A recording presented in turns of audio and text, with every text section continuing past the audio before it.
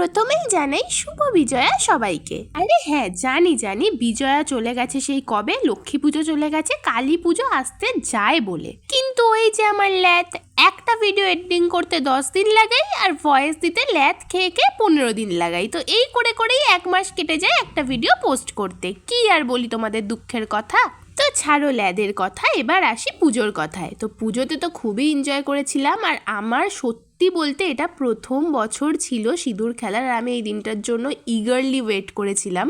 সব জায়গায় বিজয়া দশমীর দিন ভাসান না হলেও পরের দিন ভাসান হয়ে যায়, কিন্তু আমাদের পাড়ার ঠাকুর তার 2 দিন পরে ভাসান হয়। আর আমি তো বরণের বও জানি না, কি করে যে বরণ করব কিছুই বুঝতে না পেরে যেইটুকুনি পেরেছি, যেইটুকুনি দেখে শিখেছি সেইটুকুনিই করেছি। প্রথমেই দুর্গা ঠাকুরের ছেলে মেয়েদের বরণ করার পালা, তারপর আসবে আসল মাকে বরণ করার পালা। কিন্তু মা তো অনেক লম্বা, তার তুলনায় আমরা কিছুই না, তাই আমার বর গিয়ে একটু মই টই লাগিয়ে দিল আর কি।